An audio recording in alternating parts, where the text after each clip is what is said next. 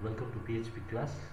I am Professor Bosco from BCA Department, Sacred College, and today we are going to see about variables in PHP. So main purpose of any variable in any language is to store values.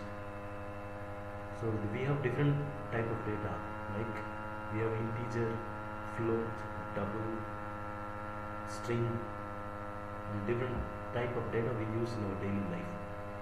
To make sure particular data is saved and used for further in the program. So that purpose we use variables. So variables are used to store values. I told you in the beginning there are different types of data. So when a variable is declared, it can be used over and again for different purpose in the program. So if you are declaring any variable, you are not going to use it for only one time. So multiple times you can use the variable. So that is the main purpose or main usage of any variables. So all variable in PHP is supposed to start with a dollar symbol. So it is very important. So variables always starts with a dollar symbol to declare a variable, as well as followed by, you can give a name. A variable, we have different names. So example, it is given here, dollar symbol, variable name, value. So here I can also declare a variable, example,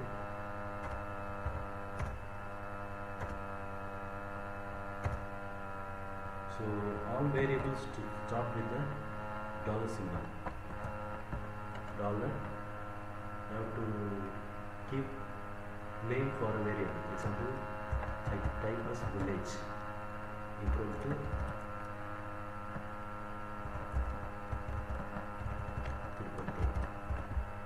So here the variable name is village, the value is Tirupattur, and you have to start with the dollar symbol. So this is the basic rule. In PHP you have to always start with the dollar symbol. So whatever you type after the dollar symbol is converted into a variable. Okay, dollar symbol followed by the variable name, that is village is a variable name, and followed by the particular value. Example, Tirupattur, that is the name of the village. So value for village is Tirupattur. The variable name is village. So main purpose of any variable is to store a value.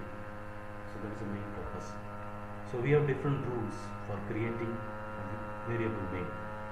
So in the later slides, the later videos, I will tell you what are the rules to create a variable. So now we need to understand that is basic thing, that is we have to start with a variable dollar symbol followed by variable name, then we have to give the value. Example, and I take another variable, that is dollar age. Age is another variable. I can set age equal to 50. So now my age is, example, 50. So age is a variable and 50 is a value. So what type of value? This is integer value. So I cannot give 50.6 like this. So I have to give only the numbers without any dot. So that is how it is called integer variable. So this is string variable. I have given a Tirupattur as a string. So I type another variable, example, dollar symbol, rate. So I type for gold rate per gram, it is 8,000.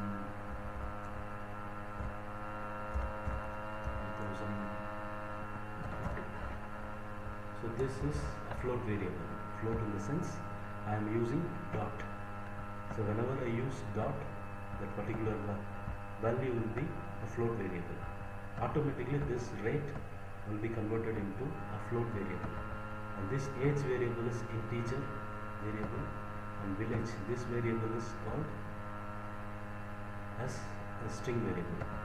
So if you want have two names for variable, you have to use underscore. Age limit, example, age limit.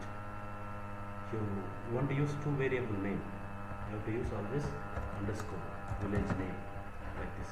So you cannot keep any space between these two variable, this variable name. So always try to use underscore.